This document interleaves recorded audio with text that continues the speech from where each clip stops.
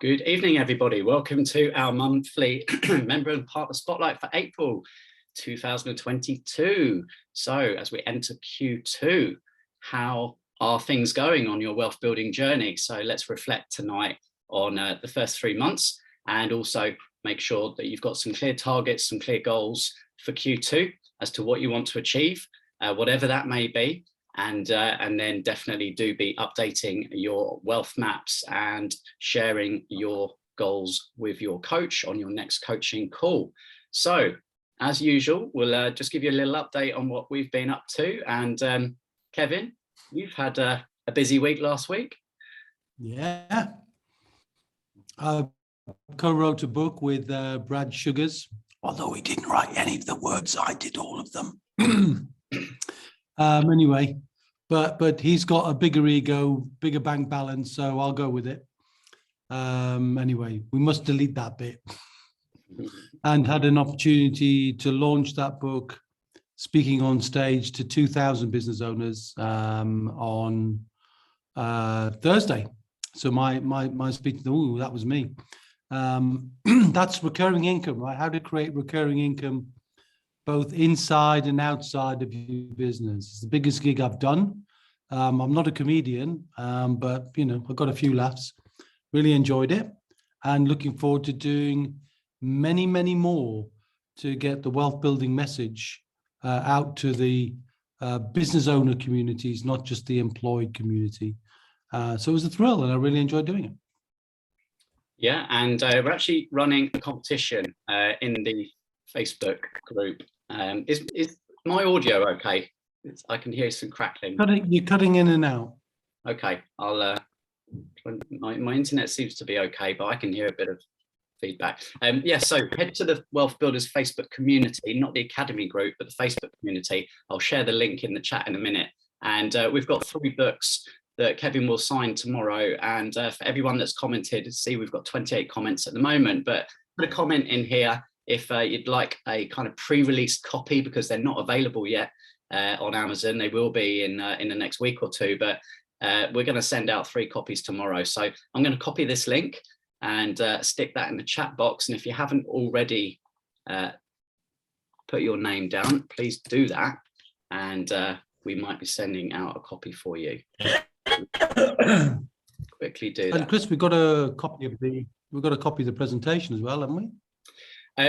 Not that we can send out yet, but we will be getting one.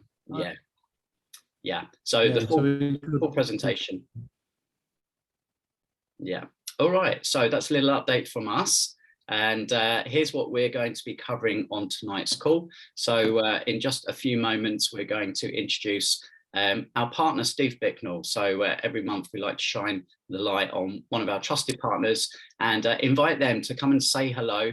Many of you may well already know Steve. You may be working with Steve, but for those of you that don't, then Steve will just give you an overview as to how he helps not just our members, but lots of other entrepreneurs, business owners with their strategy, with their business planning, with their accounts and with their tax.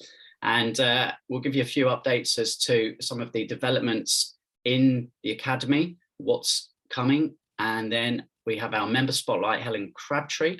And then throughout tonight, of course, any questions that you have, please do post in the chat box, or even just kind of call out if you've got a question that crops up.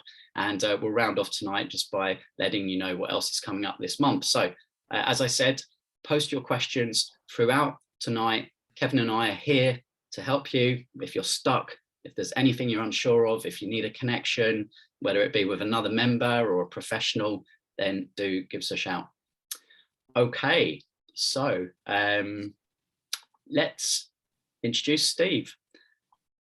You can see on screen, Steve from Bicknell Business Advisors. And Steve, I'm going to stop sharing. And Kevin, a word, you obviously relationship with Steve? Yeah, I mean, Steve is, we like in our partners to surround ourselves with outstanding people. I mean, that's the essence of being a wealth builder partner. They're brilliant thought leaders, people who are just really the cream of the crop in what they do. Steve is a softly spoken but laser-like intellect guy and he's done great jobs, not just in terms of dealing with things like tax, but also he was kind enough to get me an invitation to speak at the SEMA conference last year. So not just a great guy, but a great collaborator as well. So I would definitely endorse Steve, and I'm sure, like anybody, if you're building wealth, you've got to look at two things that are fundamentally going to drain your wealth building. One is going to be tax. The other is going to be charges. Steve doesn't do much about charges, but does a lot about tax. So we can all do with a bit of tax saving because, well, we know if you're in a business, corporation tax are going up, entrepreneurs relief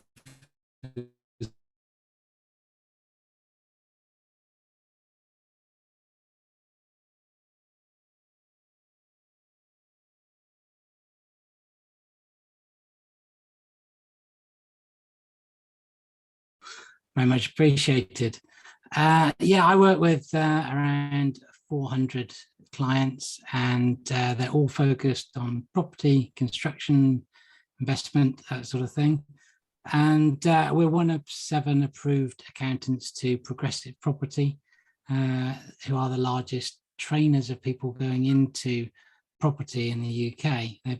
If you look at their Facebook page, they've got about 30,000 people in their Facebook page and stuff like that. And I've been working in property for most of my career. I was a group FD at a large construction group for quite a number of years, building hotels, hospitals, schools, that kind of stuff. And I also did a lot of work with my accountant for a group of accountants called the 2020 group. There's about 4,000 of them on property and construction again. So I actually train accountants in how they should do accounting and tax around property and construction. So one of some of the things we focus on is obviously most people that use us think that doing the actual accounts is just mundane and part of the outside stuff. So what they really use us for is the ability to talk to us. And one of the biggest complaints you'll hear about accountants is that they can never get a hold of their accountant. Well, if you go to our website, you can always make an appointment to see us. All of my team are on there, and you can choose a time and date that suits you. So we are quite open to having meetings and discussions, and we would much rather talk to you before you do something rather than after you've done something and we're trying to work out what to do to catch up. So we actually encourage people to have meetings with us, discuss what they want to do, what their objectives are, the best ways to do things. So, obviously commonly there are questions around, or historically there have been questions around, should I buy an investment property personally, or should I buy in a company? What about my share structure? What about a group structure? What about different types of share? What about what are my other strategies around that? But is this going to be a training activity? What taxes do I need to be aware of? Am I going to be doing development and that kind of stuff? So we cover every kind of strategy you could think of to do with property, in terms of investing, just in ordinary buy-to-lets or HMOs, that kind of stuff, through to holiday accommodation, service accommodation, conversions, commercial conversions, building projects, that kind of stuff. And that's where we kind of add our value in terms of guiding people through the complexity of tax legislation that there is, and trying to find a solution that works best for them. And we think we've achieved that with quite a number of people, and some of you are already our clients, thanks to the kind introductions from Christian and others.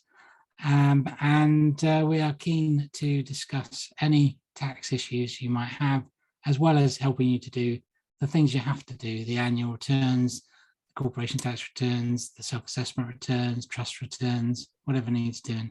So I would welcome you to get in touch, have a meeting. The meetings that you choose to have with me are free, so please do book yourself in for a chat on my website on the contact us page, and we can talk about what you're trying to do, how you're trying to achieve it, and whether there's a different way you could achieve the same objective just by structuring things slightly differently. So that's a quick sort of rundown on what I do, and I'd be very interested if anybody had any specific questions about tax or accountants that they'd like to throw at me. Go on, guys, give him a tough one. Right, wave your hand if you've got a question. I will have a look out. Let's have a look. Steve, there's one that always comes up, right, which is divides people's opinions on it, which is, you know, you're going to, when people go into property, we all know about, you know, Section 24 and the fact that government are intervening with landlords, making it more difficult. Before Errol gets in, I'll just chuck this question in. And so a lot of people will say to me, what comes first, the chicken or the egg? Do I set up the limited company and then go find the property because it takes a bit of time to do all that? Or do I, you know, do I get the property going, get some income and create the limited company afterwards? What's your thoughts on that one? Okay, well, one of the issues with that is that it depends on whether you're thinking short term or long term. So long term, obviously. Yeah, I mean, long term, you definitely want a company because a company will allow you to control your income better. You choose when to take it out and you choose how to take it out. So if you get profits in a company, you could decide that you want to invest in your pension, or you want to take dividends out, or you want to take income out, or you want to pay salaries, that kind of stuff. So there are lots of options available with companies, which there are not if you own things personally. If you own things personally, you get taxed on them straight away. Now, if you're a lower rate taxpayer, it is true that maybe to start with, Section 24 won't make any difference to you. But as you grow, you will find that it would have been probably better to put it into a company, because then you will have built a track record up, which will make it easier for investors and probably help you speed your process. Whereas if you own something personally, getting it into a company is a very expensive option. Even if you can get incorporation tax relief, you will still have stamp duty to pay, unless, you know, in most cases it'd be unlikely that you wouldn't. So it's going to be an expensive option to change your mind later in terms of renegotiating stuff and setting up new mortgages and stuff like that. So I would say, and about 80% of new purchases are in companies in any case, that the company route is clearly shown now as the best route for buying residential buy-to-lets. There are other strategies that you could follow. For example, you could follow a very popular strategy called service accommodation holiday lets, because at the moment, people are still very wary of going abroad, and there's been a massive boom in that market, which does carry slightly higher yields. It also has significantly more work attached to it, because you've got a lot of people coming to stay at your premises for relatively short periods of time, so that can be a particular issue. But the returns are generally higher with holiday lets than they are with residential. Is that your pooch, Steve? It is, yeah. It's obviously in the garden. I think I shut the windows. He's disagreeing with you, right? He's saying no, you do everything in a personal name, right? So we got canine collaborations going on here now. Well, there was the case not long ago where, of course, Harry Redknapp got into trouble because he put everything in his dog's name, didn't he, Rosie? And HMRC weren't very impressed with that. No, I bet they weren't. Anyway, I think there's a few questions now. Anyway, yeah, Chris, you can answer that. Errol, you're up first, and then Juliet afterwards. Thank you. Hi, Steve. So I've remortgaged my residential home twice, and buy-to-let in my own name, in order to fund the purchases through my property company. Yeah. That's good. Yeah. What I didn't do is once I received the remortgage amount in my personal account, I didn't transfer it directly to the penny into my company account. I kept it in my personal account, and then over a period of time, I drip fed it into my company account. Okay. I was told that in order to claim the, I could offset the interest. Yeah. That what I should have done is just made a clean transaction from my personal account into my company account. So my question is it too late for me to claim that? Can I go back, retrospectively to when I drew down those funds. I think the important thing is to show a direct link between you borrowing the money and what you used it for. If we can establish a direct link, everything is still not lost necessarily. There is a possibility, but HMRC do look for the idea that you borrowed the money and then you put it into the company. So they do look for that connection between the two. But as long as there's an argument and the case to be built around the fact that you did use it for that purpose and you are borrowing it and you would have otherwise repaid it, there may still be an argument for doing that. And it is possible to go back a number of years on your tax return and look at the qualifying interest rate relief. And the other thing you can do as well is, I don't know if you're doing this already, but you could charge your company interest. Do you charge your company interest? I do, yes. Okay, so you're doing CT61 returns as well at the moment, then, to having tax deducted at source. Okay, yeah. So you're doing that part of it, but yeah, if there was a way to establish a direct link between that borrowing and the purpose it was used for, then there's still hope. Yeah, I haven't spent the money on reckless living or anything as terrible as that. So it has been sitting in my personal account and then into my business account. So I can show that. It won't be clean. It'd be a number of statements, but I can prove I've not spent any of it on anything else. Okay, well, there's definitely an argument there for doing that, and that might be something that could be pursued with HMRC in some letters written and trying to establish that they would accept that. And a lot of people get around this by having offset mortgages so that they don't need to borrow the money until they need to borrow the money, and then they can clearly show they borrowed it at the right time, sort of thing, depending on your circumstances. But yeah, I didn't get a good enough, there wasn't a good enough deal at the time I was remortgaging. Okay. That's why. Cool, thank you. Okay, great, thanks. Juliet next. Hi, Steve. Hi, everybody. I have two questions, if that's okay. Karen. The first one is, my dad wants to give me 50,000 and he's in Mexico. Is there any tax to pay to receive the money? If it's a gift, there's no specific tax to pay.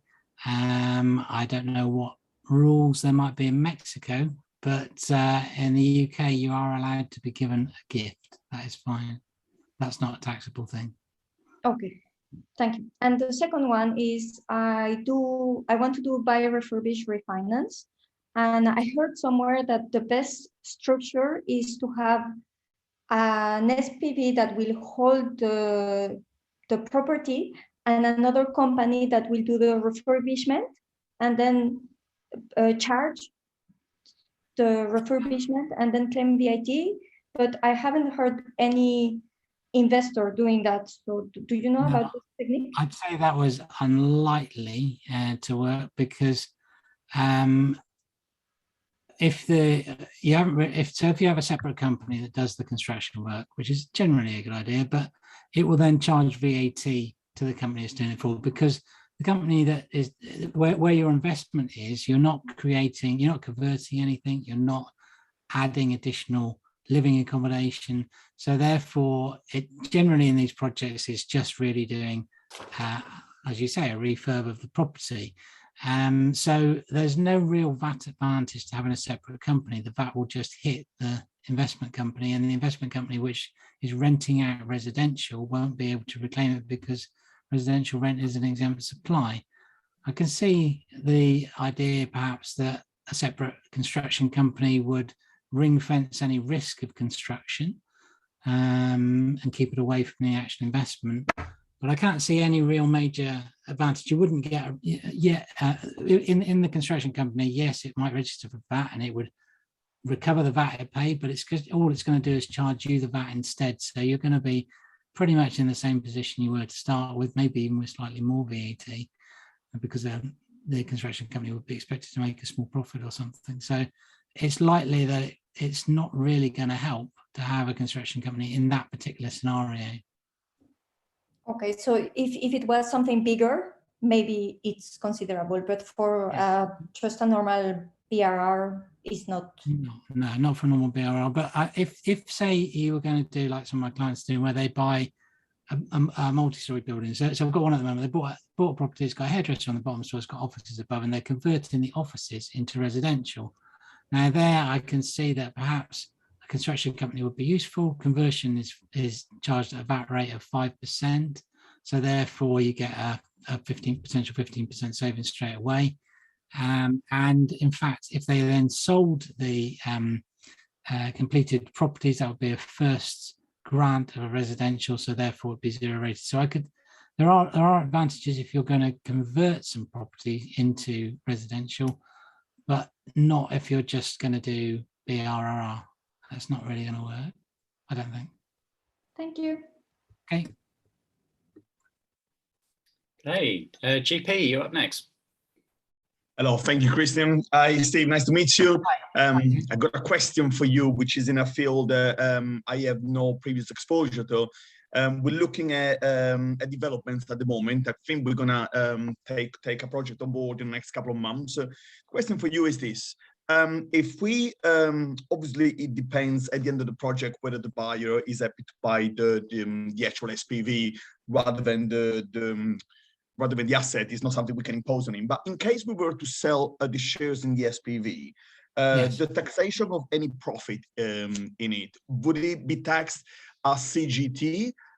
So say that the company is constituted, May 1st, 2022. Next year, we sell the old company. There's 100 grand profit, and the shareholders are 50% myself, 50% my wife. Do we both get taxed for 50 grand of CGT individually, or how does it work?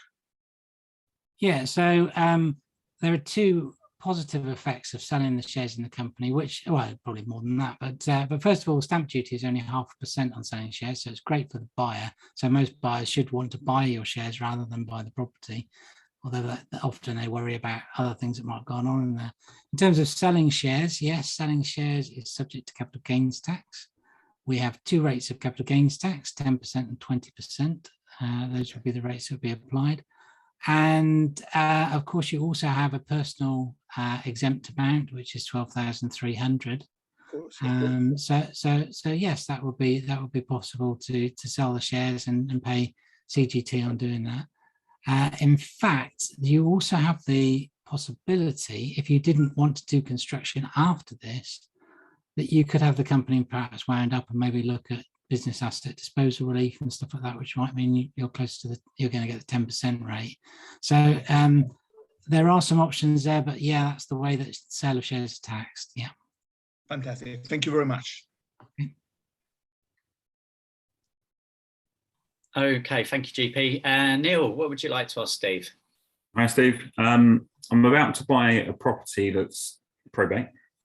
So I'll be buying it in my trading company, essentially with the intention of flipping it.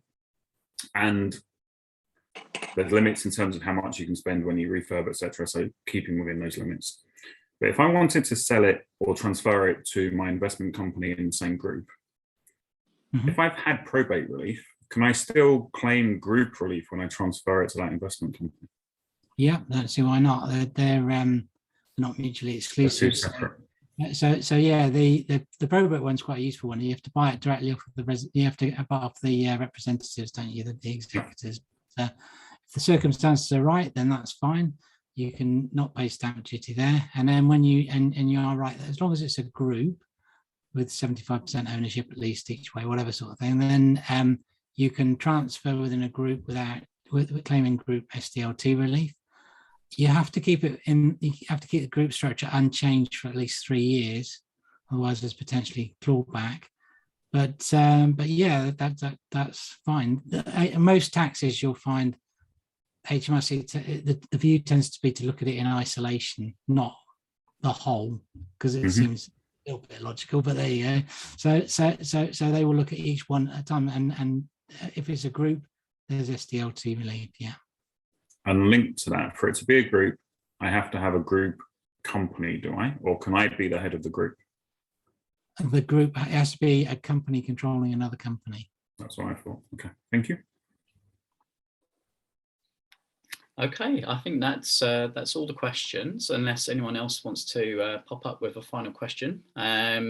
But Steve, thank you very much, and hopefully you can all see the a huge amount of knowledge that Steve holds there. And as Richco has posted in the chat box, if you'd like to connect with Steve, please just reach out to our support desk, where Richco will be able to make a personal introduction for you.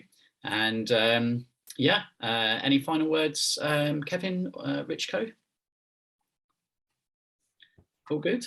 Okay. All right. Well, Steve, thank you very much for joining us tonight. Really appreciate it. And thanks for all the support with our members. Yeah, no problem. I'm always happy to chat to them, and thanks for putting them in touch. It's been great. Good stuff. Cheers, Steve. Okay. Right. So moving on, and just going to bring up the one-page wealth plan. So this is obviously a core component of your coaching, of the program. This is something we created on the back of a lot of members' feedback last year when we kind of relaunched as the Academy. And you know, not only is it helpful for you to be able to plot your recurring income across the top here, so you're always thinking about multiple ways, multiple pillars to be generating income from, and tallying up, of course, your current asset income, seeing how close you are to your security and independence figures. But in the center, you'll see that we've broken down the goals, the rocks, and the monthly actions. And the reason I'm just pointing this out is because we've just completed Q1. So hopefully, combination of your wealth chart stuck up on your walls, your own methods of tracking what you're doing, whether that's journaling or some other spreadsheet, but definitely being clear on what are the big goals that you want to achieve over the next 12 months, and then breaking those down into quarterly rocks. And this term quarterly rocks is something that we've brought in from a book called Traction, which talks about the EOS, the Entrepreneurial Operating System, and it's something that we're implementing at WealthBuilders. But having these quarterly rocks, these big projects or things that you want to achieve, and if you can achieve those quarterly rocks, that you're on target for your annual goals. And then those quarterly rocks can be broken down into monthly actions here, which hopefully you are talking through with your coach to make sure that you're on track.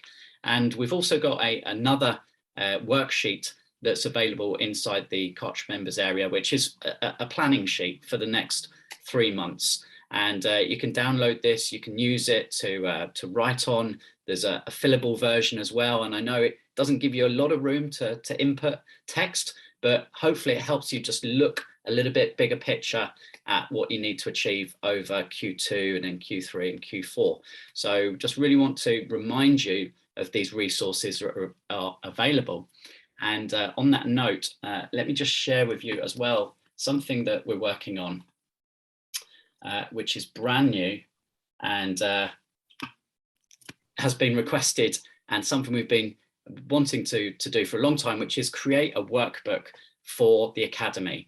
And this is a work in progress here. You can see plotting it out here on a presentation deck, but essentially creating worksheets, frameworks, templates, things that you can actually write on as you go through the modules to help you really cement all of the lessons and the fundamentals that we're teaching. So you can see here some worksheets for wealth dynamics, part of step 1 for your goal mapping, then the 5 levels of wealth, again with explanations, areas for you to fill out, then coming on to debits process here. So again, things that we haven't had in the past that we'll be releasing very, very shortly.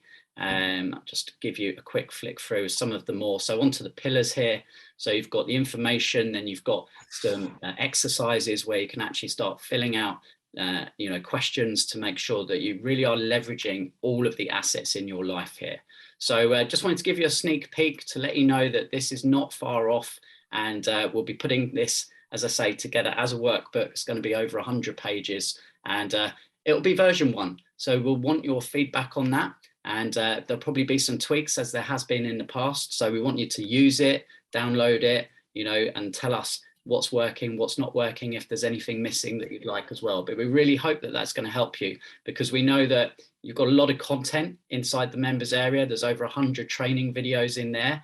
And, you know, it's great content, but sometimes watching that or just listening to that, you have great ideas, but you haven't necessarily got anywhere to capture those ideas. So, so that's why we're putting that together for you. So just a little sneak peek there.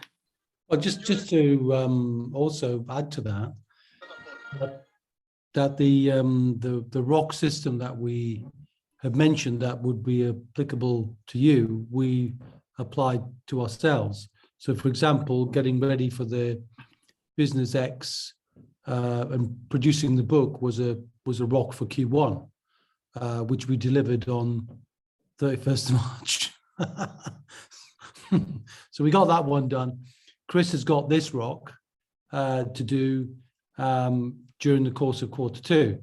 So he'll finish it. He wants to finish it by the end of the month. He won't.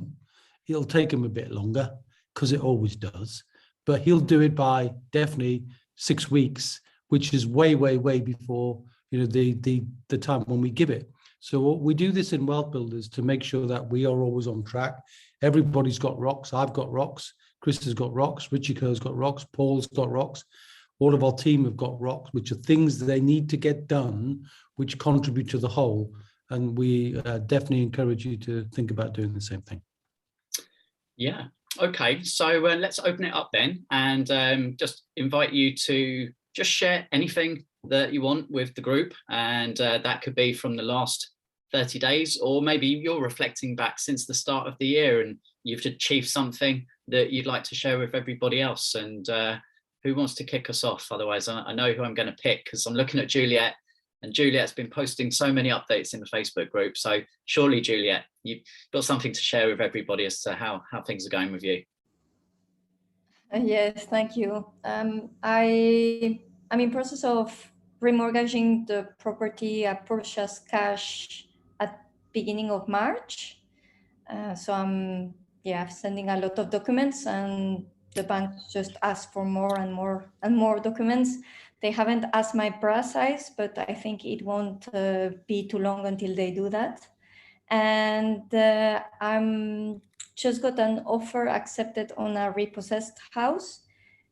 There is no chances I will get the searches on time. So Richiko told me to maybe ask for an indemnity insurance, and it's only £20. So we probably gonna request that. I just need to ask my lender, my private lender, if they are okay still to lend the money if we don't have the searches back. And that's it, yeah. Yeah. And so Chris, we haven't we captured a lot of information in the initial mind map. Bra size isn't on there. I think you ought to consider putting it on there. Might feel a bit awkward about asking that one. Yeah. Yeah, so Juliet, you joined same time as Errol, actually, which was only a couple of months ago, I think. And you know, you've both been, you know, firing out the blocks. So you know, well done, and love your input, and love the fact that you're always on the calls as well. So keep up the great work there. And Neil, I can see you look like, are you on holiday somewhere? Yeah, I'm in Dubai at the moment, Easter holidays. Very nice. Well, well done for checking in on the monthly call. It's the first time I can make it. The kids are in bed now, so normally the kids are still up. Yeah. Well, look, Neil, you've been with us for over a year now, but you know, it's just been a continual upward trend. Some pretty exciting news for you in lots of different areas. Do you mind just giving everyone an update? Yeah, no, I've got masses to thank Wealth Builders for, really. So I have a mental wellbeing program for schools to help young people, or help teachers guide young people to build their mental wellbeing. And I did a deal this quarter with Norfolk County Council, which they funded the course for all schools, secondary schools in Norfolk.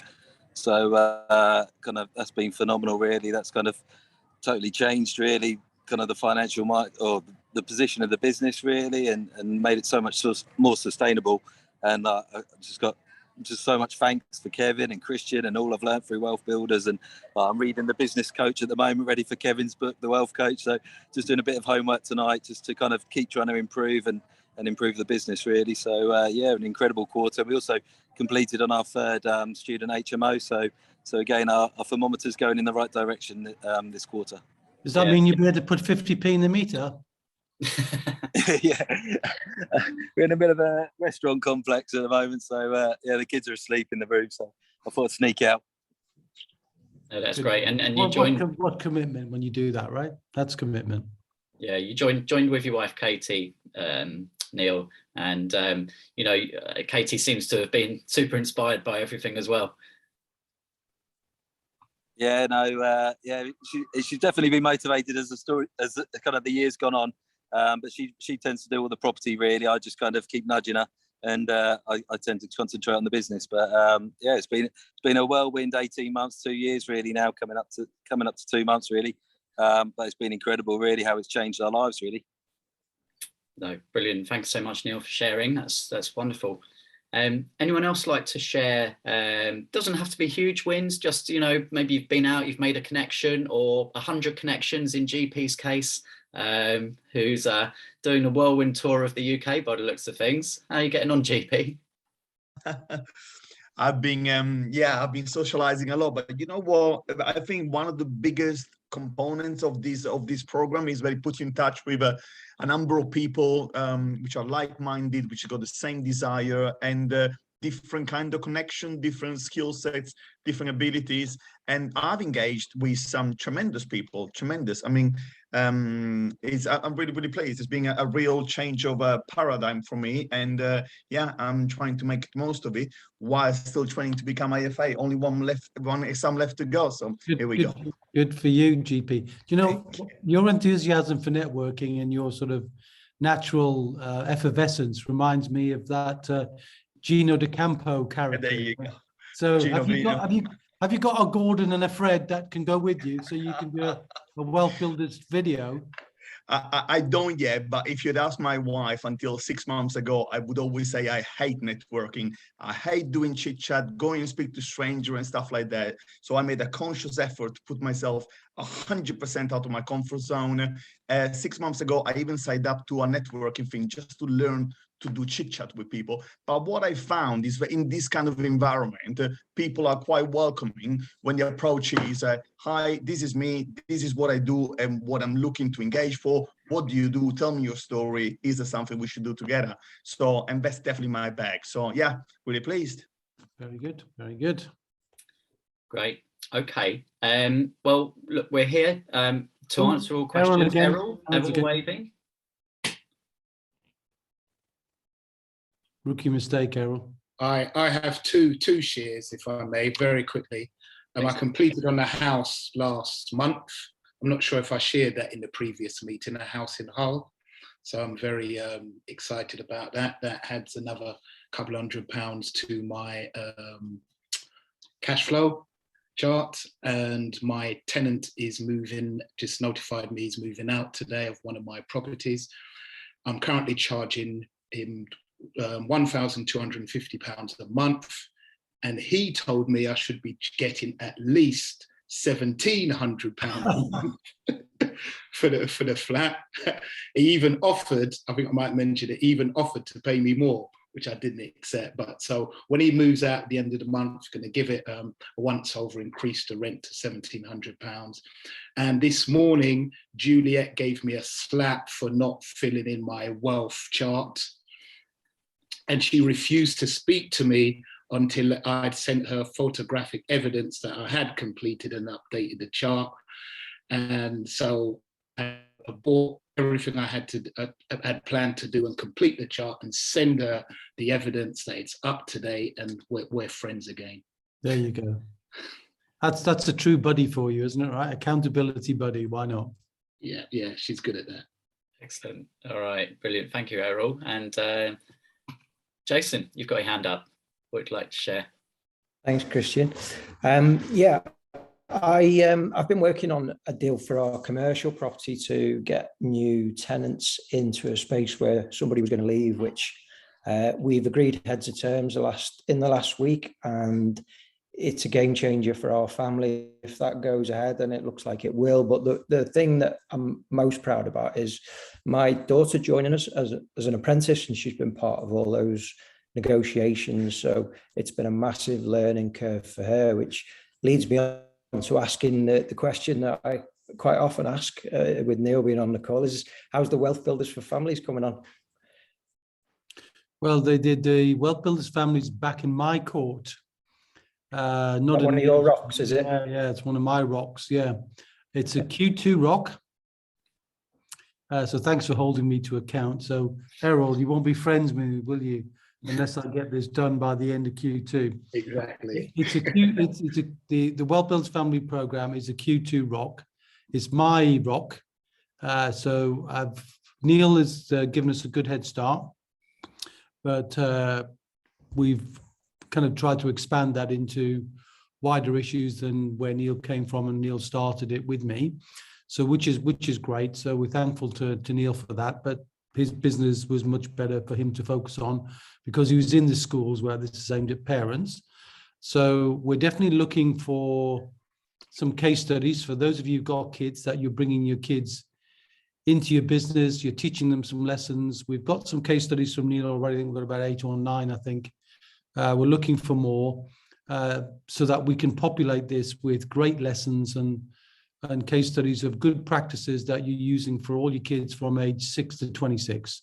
So anybody who's got anything to share, get in touch with me and let me know what you're doing, because that will be fascinating. But it will be done by the end of Q2. I'm just wrestling with how to collaborate with. So I've got a children's author who's writing some stuff for us. So he's not back in the UK till July. So I was tempted to put it on a Q3 rock, and I may have to do that if I need him to collaborate with me to write a lot of materials. But it's definitely in my heart now that it's a Q2 rock. So we're on it, Jason, and we'll be almost finished, if not fully finished, by the end of Q2. Excellent. I would put yourself forward as a case study if you've got your daughter in as an apprentice. For those I've already put one video through. I'll do an update. Neil, that's perfect. Yeah. And for those of you who don't know, I've got 2 of my children in the business who are helping. So one is Holly Davis, who runs our partners program. So she's the person who kind of looks after relationships with people like Steve and others. But she's married, so she's got the name Davis, but she's in the business. She's the brains, so she'll probably take over when I pass on. And my other son, Michael, who's more quiet, but very, very academic. He's got a post-grad law degree, and he's now taking control of the roof. So the roof program, which we've expanded greatly, is a Q2 rock. And that means he's got the rock. So my son's got the rock, and he's delivering a much more robust overall rock, which includes things like checking, for all of you who haven't done your roof yet, your property's owned as tenants in common, not joint tenants, making sure your life cover's in trust, making sure if you've got a pension, you've nominated a beneficiary, and making sure your wills are done, your powers of attorneys are done. And if you need trust in your life, other than SSAS, because SSAS is a trust, for those of you who are SSAS ready or SSAS eligible, then he'll be doing that as well. So very much looking forward to bringing my own kids into the mix. My only son who's not in the mix, he's a surveyor, works for countrywide surveyors, and he's now a mentor for them. I think he's the youngest mentor they've ever had. So he's mentoring now other people, and he's definitely saying, Dad, when can I start looking for properties for you guys? When can I start looking for property for you? So he's already getting on the thing. So it's just great that you can inspire your kids from an early age, and congratulations to you, Jason, for doing that. And for all of you who've got younger kids, let me know what you're doing that's giving them a lesson, giving them a learning, giving them a game that inspires them to take a little bit of interest in the subject of money overall. Yeah, I can see Tina, you've just joined. Oh, actually, it's Amit on screen there. So, Tina's up there. Yeah. So obviously, your children are definitely, inspiring by doing their podcast. There they are. Hello. Want to say a quick hello on camera to everyone and tell us a little bit about you. Hi there. you want to tell everyone about the podcast that you do? Do you want to tell everyone? It's my eldest one, Christian, who does it. She just the sidekick. She's the younger one. Okay. But the eldest has gone for a shower. So they do podcast. They've not done one for a while, but 36 episodes you've done. Do you want to tell everyone which ones you've done? Stress, poems. Okay. So during lockdown, they were going through emotional stress and stuff like that. Do you want to tell everyone about your podcast? In lockdown, we did a podcast about children's mental health and just to help people feel less lonely, and adults could listen to it. But we did it for children that felt lonely because some people might not have brothers and sisters. So people who didn't have brothers and sisters could listen to our podcast so they don't feel less lonely in lockdown. Fantastic. Thank you. How about that? Yeah, you got to remember. Fantastic. I was on stage last week, as I mentioned, and one of the speakers there, a guy called Richard McCann, definitely an inspiring guy. And at the very last section of his presentation, he said, look, everything is possible. My son, who was 8, said, when we asked him, what do you want to be when you grow up? He said, he told his teachers he wanted to be a motivational speaker. And they just poo-pooed it out of the classroom completely, not supportive at all. And he showed a video of his 8-year-old child talking to 2,000 grown-ups saying, when I grow up, I want to be a motivational speaker so I can help you and you and you and all of us. Round of applause. It was just amazing to see that if kids of 8 years of age can speak to 2,000 people, it's a sort of I suppose it's a way for us to think about challenging our own comfort zones from time to time. And so I just applaud you guys, the Taylor family, for encouraging your children to do that. What a wonderful thing to want to share with kids who don't have brothers and sisters. I would never even have thought of that, and I think it's amazing. Yeah, I'm sure we've got that case study, right? If we haven't, then we definitely will. We're getting it now. Yeah. No, thanks very much there, Amit.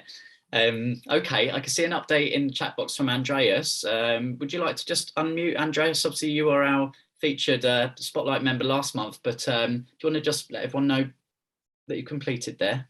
Sure. Sorry, I'm just still working. I've got a little bit of bad Wi-Fi, so just put my video on mute. So yeah, I've successfully completed on the one of my remortgage applications that I've got on one of my first buy-to-let investments. So that's bringing in another 14,000 of equity to play around with. Then I've got another application that's halfway through the process to release just over 40,000 in equity from the block of flats that I completed just before the end of last year. So in total, there's just shy of probably about 60,000 in equity to reinvest in April onwards. So yeah, that's a bit of a good win, and probably another one I probably connected with quite a few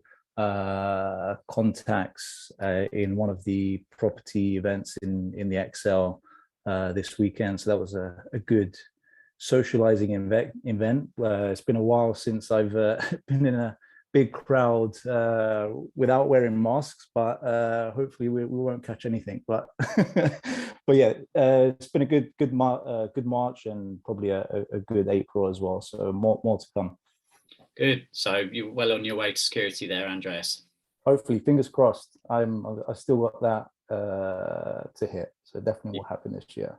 Yeah, no, that's great. And I know Neil, who was on just earlier as well, very confident in hitting security this year, 18 months or so after joining. So, for anyone who's feeling stuck or, just needs a little bit of a helping hand, do reach out to us. You know, other members are out there, are more than willing to have a chat, and you know, feel supported that this is a community of wealth builders working together, helping each other. So you know, everybody's got different stages of the journey, but if you stick with it, if you stick to the plan, if you go through all the content, if you regularly turn up for your coaching calls, you will make it. You will hit those levels. Jaya, sorry, you've had your hand up for a while there, so good to see you on the call tonight. How's things with you? Good evening, everyone. First of all, I must confess that I haven't sharing anything yet until now, so it's been a while. And in the life, like lots of ups and downs going on, and because of the COVID, and then I suffered from the COVID as well, so I'm negative now. But I would like to share, I think it's quite a long list what I have achieved once I joined the WealthBuilder, but still I haven't shared anything. So first of all, one is like I did a remortgage one of my buy to let, so it's in a like last minute, kind of maybe a couple of days time, I'll get the equity out about 20,000. So I may need to play around for that, so in which either business or maybe I need to invest something else. That's one thing I've achieved. And recently I have done the course with Manish about the option course, which is a very good course. I really recommend if anybody would like to do the course, stocks and shares and options. That's a really good course. I've completed that one. And also shares and stocks, I managed to invest slowly. So I'm getting like maybe around 5% kind of interest I'm getting. And also I've invested in cryptos as well, as it's like lots of like a rabbit hole I'm researching at the same time. But at the same time in the cryptos also, I'm doing a little bit in a gaming, like a DeFi Kingdom, that area. So I'm learning at the same time, a little bit earning as well. And also I must say like a thank you to Richiko, who shared with about the online business. So I managed to do the online business, even I didn't work for others now. And I started within this like last quarter, I must say, like in the winter time, I managed to do sell my like handicrafts from back home. I bought it from Nepal, all this like artistic woolen socks and all those woolen products. And within this couple of months, like maybe like 2-3 months time, I managed to sell around 5,000 to 6,000. Wow. So I managed to do it like couple of multiple stream, like a 3-4 stream within this year, even like you know, lots of like ups and downs going on. And at the same time, my daughter Sumi, she's 11 years, and I sent her in a Genius U, like a teen quest. And she managed to get, like, she got the scholarship for the first prize, and she has done the course throughout the like 3 months, but now she got like a 1 year like membership. And she is, because of that course, she got like lots of like ideas about the financial education as well. And she is really, really interested in like about the meditation kind of thing, because maybe most of the people may not know about the Uthan's, my husband had this stroke. And because of that, meditation really helped him to re-engage, and because he had like a memory loss as well. So meditation helped him to recover soon. And that helps, and that inspires Sumi, my daughter, to do the meditation, and she teach meditation to her classmates in the school. And one of her friends also really like benefited because of the, she was really like lacking concentration. And because of that meditation, it's helped for the kids as well to more focused and concentrate. And she did the meditation, and that's really helped. Even that helped me as well. So morning time, we do have rituals. We always do the meditation. And I'm glad that she did really well. And because of that also, I think she managed to get one of the independent schools she wanted to go. She managed to get to that school. So I'm really proud of her. And yeah, and then because of this WealthBuilder community, because even I'm not that fully engaged, but I'm doing at the background other like courses and all this, it helped me as well in tremendously. So I managed to do like adding like a couple of multiple stream in my like in my like income, because of this stroke I left the job. So, and Wow. property and all this, yeah, I managed to do this. So I'm really proud of myself as well, and thank you. I really wanted to thanks Christian and Kevin and Ichigo from my bottom of my heart. Yeah, thank you so much. And yeah, it's also like I'm also looking for my Sumi also, how she can help other children as well. She's really would like to help others as well. So what she has gone through, and then how the meditation help for the other mental health for the kids as well, how to manage all this stress. It's not only for the other life, but they also for the exams and all these as well. So yeah, if there's anything, and then I can invest as well. First of all, how humbling it is to hear that story in all of the things you've done. Send us a link. Send a link to Richiko to your online shop. It sounds fascinating. I'd love to buy a pair of your socks. I can send you, definitely.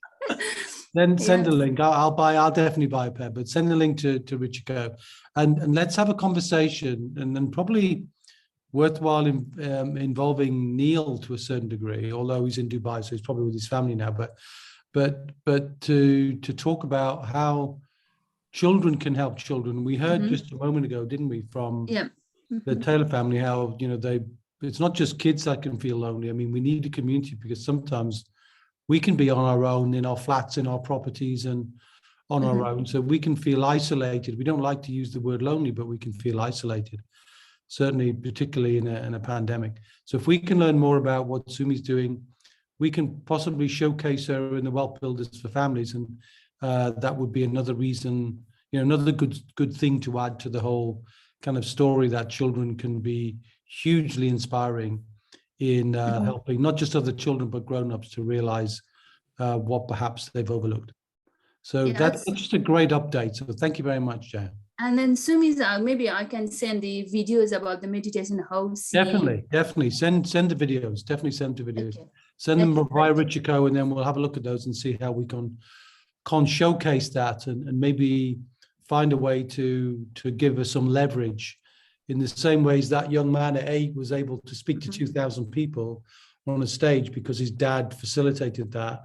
I'd be delighted to try and facilitate what your daughter's doing. So just let me get a bit more of a vision of what's going on, but you've done a great job of signposting that, and I thank you for it. Thank you, Kevin and Chris. Thank you. Yeah, well done. Okay, I'm just going to pause for a second. We'll come back for more questions in a moment. Just to recap on some of the recent podcast episodes in case you've missed out. So last week we had Richie Clapson, who was talking about property development, why now is a good time to really start looking at development, lots of opportunities there. And the week before that, we had Brad Sugars. You've heard about Brad already, co-authored the book, The Wealth Coach with Kevin. And Brad is full of energy. He is the founder of Action Coach, which is the biggest and most successful business coaching franchise in the world. And Brad was on stage a couple of times at the BizX event last week, and just full of value. So definitely don't miss that episode. And a week before that, we had Andreas, who you've heard from tonight, talking us through the recurring revenue roadmap, the steps that he's taken to move towards security. And earlier on last month, we had Stephen Moss from the Sourced Group. And our member spotlight. So Andreas was last month. Before that, we had Steve Clark, and then Richco kicked us off at the start of the year. And this month, our member is Helen Crabtree, but I'm afraid to say that Helen actually booked a holiday to go away with her family for Easter. And so she is not able to join us live on the call tonight. But I can tell you that Helen has built a business because Helen's a teacher, and her passion is, as we've heard tonight, obviously, you know, educating kids and helping them to think more entrepreneurially. And not only is she helping the kids think like that, but Helen has created a business, a tuition business, which in probably less than 12 months, I would say, is now generating more than she earns in her teaching job. And she's just accelerating that. So she's going to share on this month's podcast her journey, following all the steps in the roadmap, which led her to creating a business, to generating a new stream of recurring income, building a team of tutors. So that's going to be a really good one. And do make sure you tune into that. So your monthly progress. So back onto you guys here. We've got just under half an hour left. So let me stop sharing and just see if we've got anything in the chat box. Jason, you're saying you're Ikigai, love that. Yeah, good stuff. Ikigai, for those that don't know, the Ikigai, your reason for being Japanese. I think that's what you're referring to. So that's going to be one of the new worksheets coming soon. So any questions at all? Anything you'd like to share? You've got Kevin, you know, use Kevin's knowledge tonight to help you if you're unstuck. So give us a wave, unmute yourself, or just pop something in the chat box if you have a question. Juliet, hello. Hi.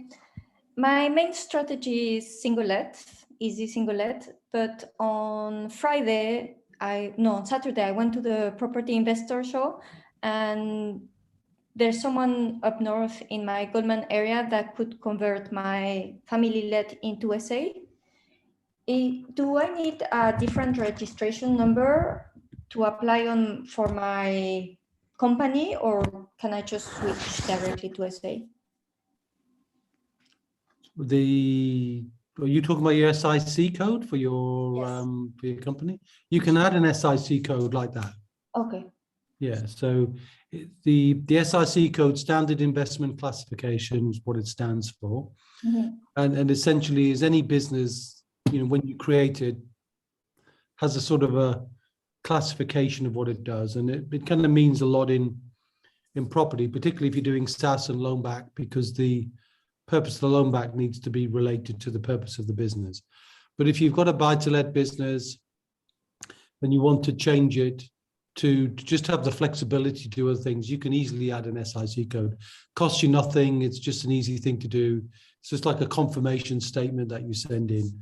So it shouldn't make any difference at all. But what's great to hear, though, Juliet, is, you know, which I think is an important lesson that you shared, that I'll just pull out, if I may, just extract it, that we talk about a lot in terms of building pillars and then building strategies within the pillars, is not to get hung up on the strategy, just to think about, if it's property, just think about property, because you could see one property which is, oh, my strategy is buy to let. This isn't buy to let, so I won't do it because it doesn't fit buy to let.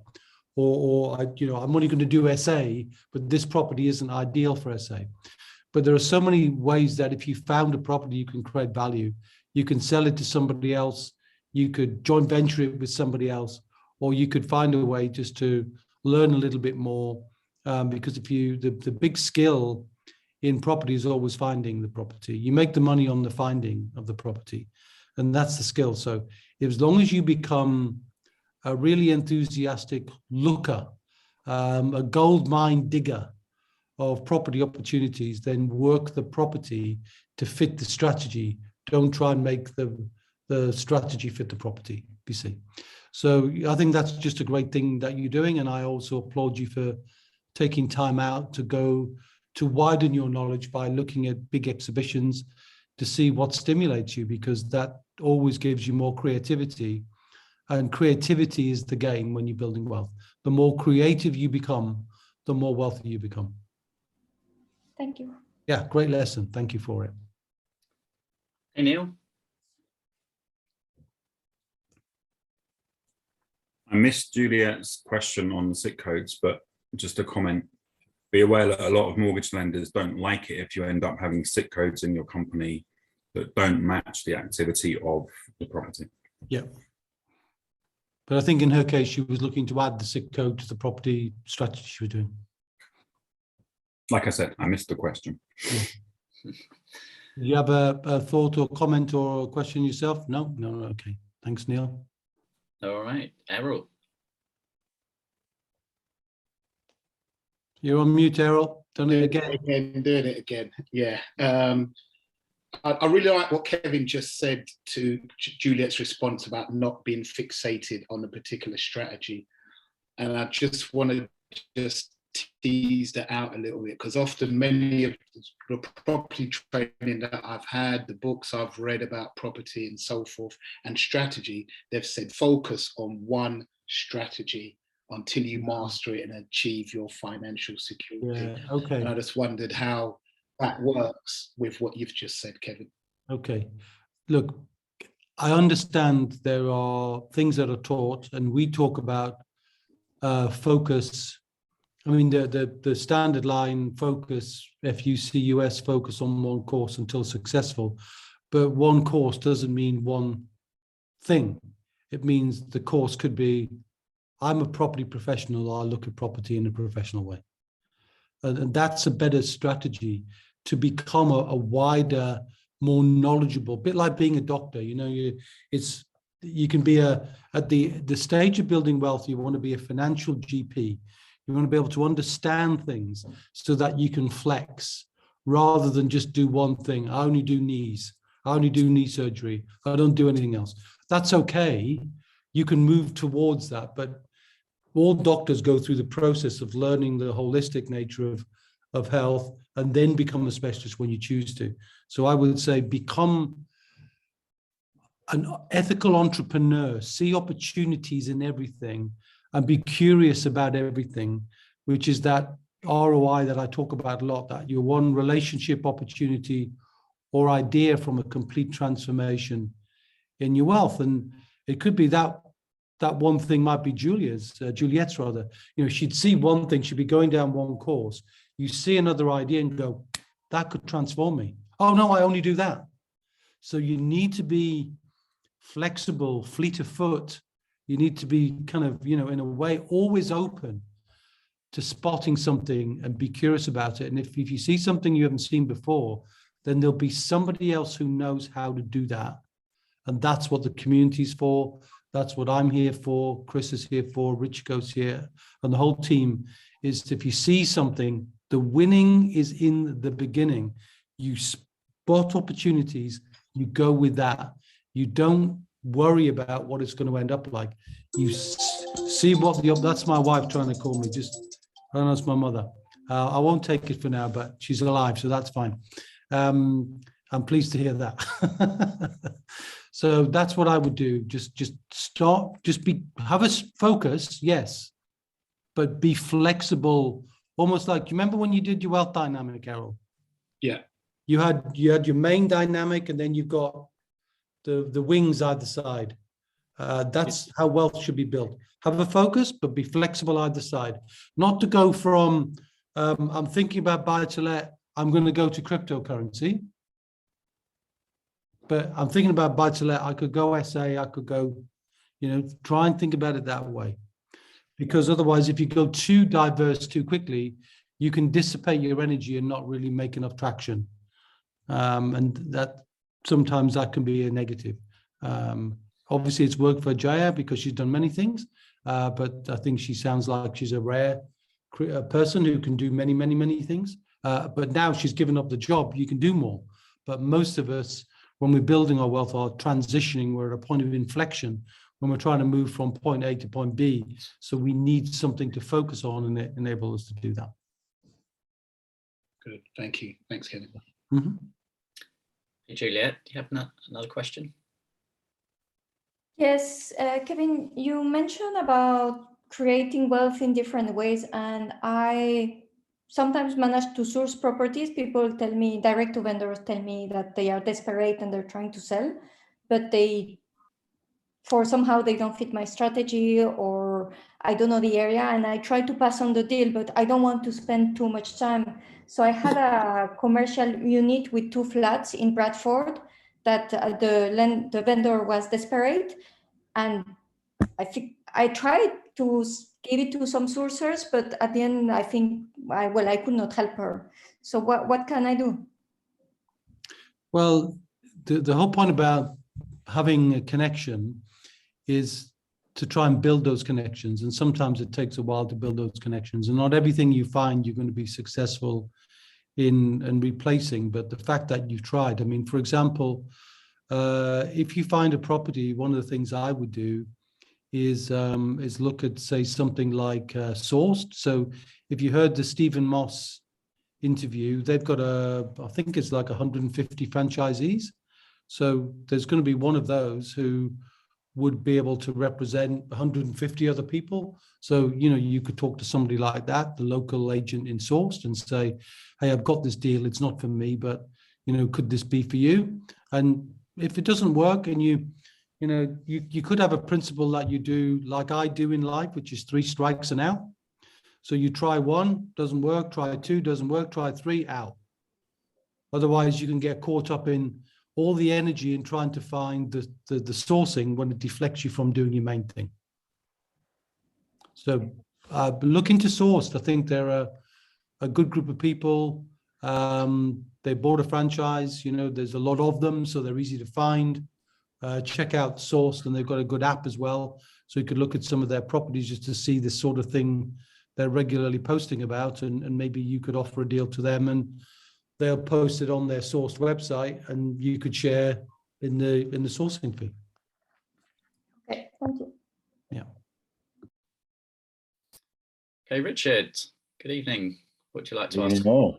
Hey, Richard, good to see you. Yeah, thanks. Sorry, I've been here all the last couple of months. But yeah, it was just a question that popped into my mind. We've seen a couple of properties recently that we're quite interested in.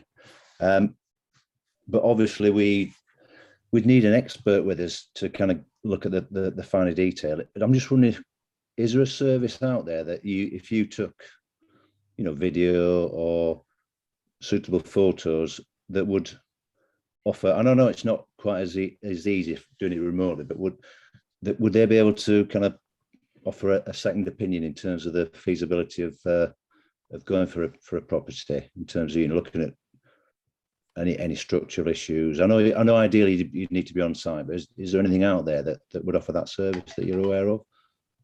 Do you mean looking at the property from a structural viewpoint, or looking at it from a financial potential viewpoint? It's mainly structural, I think. I think we'd probably take ownership of the financials, but it's really, you know, okay.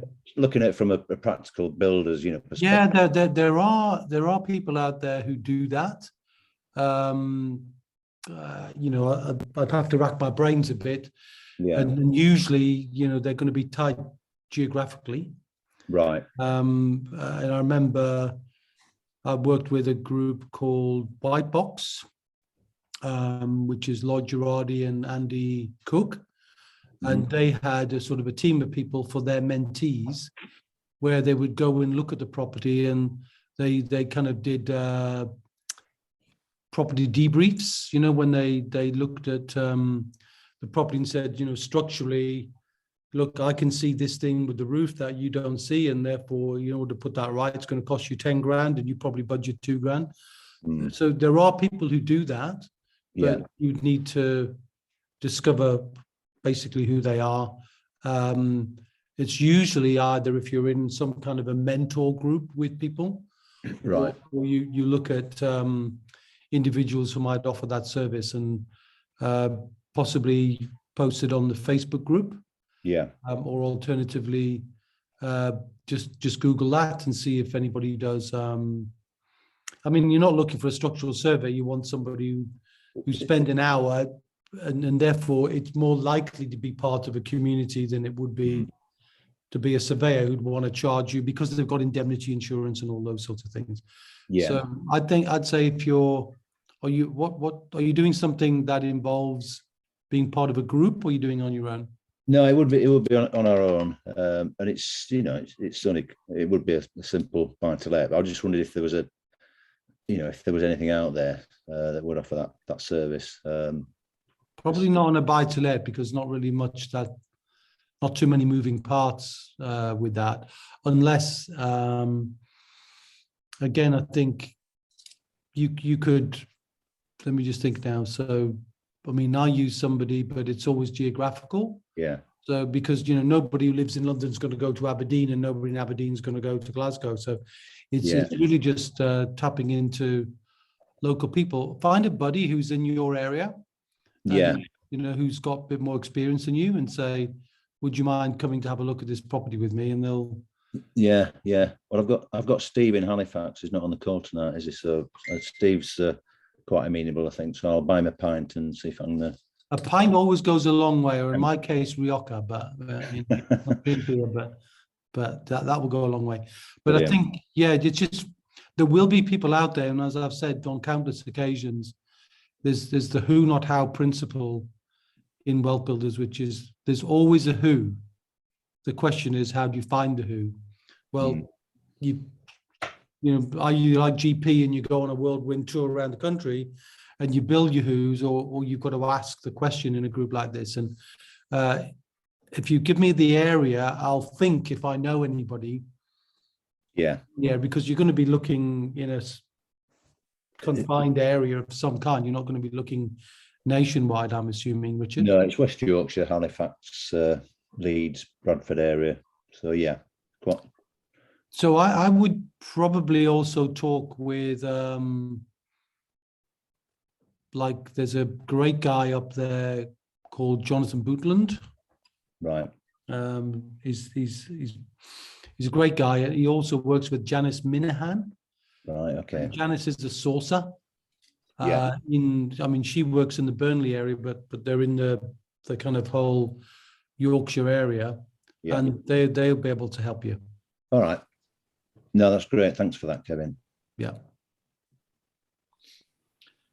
Okay, so entering the last 10 minutes, any final questions? Now's the time to ask them.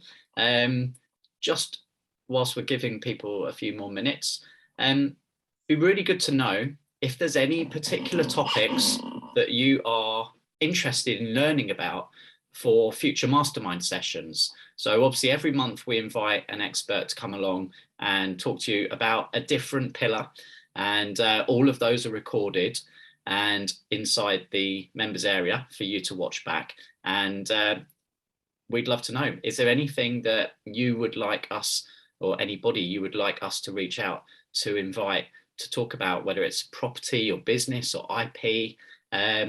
So Sonia, you've put IP. Anything specific? So we have got a really good IP team who we work with. You'll see some of the videos in the modules already in terms of protecting your IP. But if you want to create IP, what would it be? Would it be courses? Would it be books? Would it be you know, something more specific? So yeah, if there's anything in particular, let us know, because we want to make sure. What's that? Sorry. I think she's just about to let you know. Oh, yeah. Okay. Hey, Sonia. Hiya. Right, okay. So basically, I've received a patent granted for creating a fourth class of textile. So at the moment, there's only knit, woven and non-woven, and I've developed a fourth method.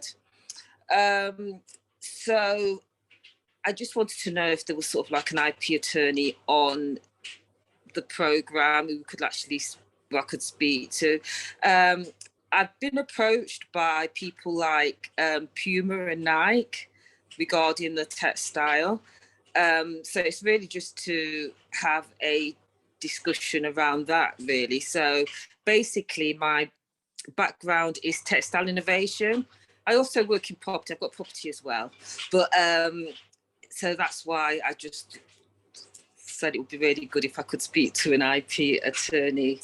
Yeah, well, we definitely got IP attorneys, and you know, we use them ourselves for the protection of the IP of WealthBuilders. So more than happy to put you in contact with them. Absolutely, and certainly, you know, sounds like an exciting thing as well for you, because that sounds, you know, new, inspiring, and potentially quite lucrative. Yeah, because at the moment when I speak, I mean, I've had like 3 meetings with Puma. They're really nice, and basically we're talking about developing a machine or a robot that can automate the fabric, because obviously they want scale. So it's also to have discussion on, you know, whether it's leasing, etc., the technology. So it's all around that as well. So are you comfortable with your own negotiation skills in this regard, or do you need somebody else that might be able to help you with that? Well, at the moment, I'm speaking directly to the senior innovator, and he seems quite, basically what he said is that he's quite happy for triology in the sense of myself, a machine manufacturer, and he put me in contact with the 3 top manufacturers in Germany. But he did say he's quite happy for me to use manufacturers over here. But regarding technology and engineering, regarding knitting machines, weaving machines, I think the largest companies are over in Germany. So I've also got a conversation with, well, myself, Puma, myself, and Carl Meyer. That's actually in a couple of days. So I'm quite comfortable at the moment because he hasn't come across as wanting to rip me off or anything. And I do know that that doesn't mean anything. But you know, he's quite happy with the non-disclosure. He's also given me a, you know, letter of intent, you know, with Puma for me to go out and speak with other people as well, with machine manufacturers, etc. So I think it just seems to me as if he's just really excited about wanting to work with the technology and get the technology to a place where it can deliver what they want, which is obviously scale. But when it comes to signing a contract, etc., then definitely I would want support in that. Regarding Nike, they did say they'd like me to speak to their business development team prior to speaking to their design team. So I'm just waiting now to hear, get a date on them. Yeah, the essence is going to be the quality of your legal counsel, isn't it, to make sure that that contract is completely robust from your viewpoint. And while the IP lawyers can protect your IP, is no guarantee that an IP lawyer is going to be a contract lawyer. So that's yeah. So that's why, I mean, the individuals, that's the company that's done my patent so far, my confidence in them is, you know, I need another one because it's took years to get this far, basically. So I do know that I am going to need to speak to, as you've mentioned, a contract lawyer or something. Someone. So there's a couple of IP lawyers we know. One is a client of mine, and the other is people that we're using as well. So Chris, if you grab me tomorrow, I'll connect you to the other one so that Sonia gets a balanced view, not just from one lawyer, because when you talk about things that are very lucrative, you always need a balanced view, because you want to make sure you kind of work with who you resonate with. The contract lawyer is a bit more difficult because you're talking about, you probably need a lawyer who's you know, in what they've done is they've done deals like that, and they'll be obvious because, you know, you talk to some big firms and they'll be able to show you that they've negotiated and tied down contracts with people who've done similar deals to you. So, you know, create the use of patents, the creation of IP, and whether you're selling it or licensing it, you know, there's going to be a fundamental difference between the two. Right, okay, great. Thank you. Yeah, I'm excited for you. Yeah, thanks, Sonia. Great, thanks. Okay, so I'm just going to let you know what's coming up later this month. So on the 14th, we're running a lunchtime speed networking session. We've brought these back, and we had a really good session a couple of weeks, I think it was last week, perhaps even. So jump on, it's 30 minutes, it's 5 minutes in a breakout room with other members of the community. So just really short and sharp opportunity to, you know, get to know each other and exchange details. And then our mastermind this month is just in the sort of last bits of being confirmed, we met some interesting people at the conference last week, and continuing our theme of recurring income, we should be able to announce that next week for you. But pop the date in your diary anyway. That's Wednesday, April the 20th, 7:30 p.m. kickoff. And don't forget, obviously, to book in your coaching call. And for those of you that are in a focus group, your monthly focus group calls as well. And that pretty much brings us to a close tonight. Unless anyone has got a final question that I have. Yeah. At the BizX, we met Joanna Wibble for the first time in person. So what a thrill to meet Joanna. Now, she specializes in all things Spanish. And we were chatting, and she was saying how really, so many people want to meet together. And the challenge with meeting historically has been obvious, but moving forward, it's where to meet, the forum you want to meet. Obviously, what we don't want to do is arrange meetings and then pay for hotel rooms that nobody shows up. So we've lost money. We can't afford to do that. We don't want to do that.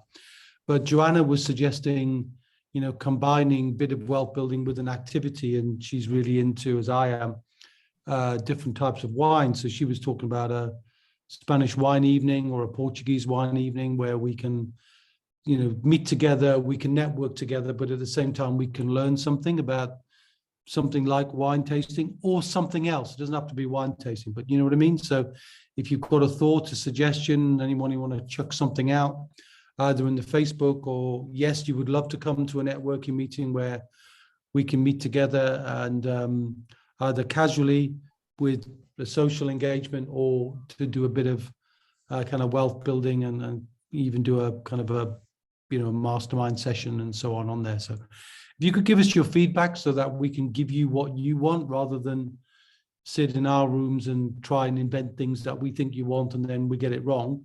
And we've done that before. We've got things wrong, but with good intention. So if you tell us what you want, then we'll make sure we can deliver it. So she suggested that. If you've got another suggestion, and I'm going to go for the wine tasting because that's my cup of tea, or the other way around, it's my glass of wine. But if something you want to suggest, or is it a way or a venue or a place in the UK that you would be happy to come to meet, then let us know. Okay. All right.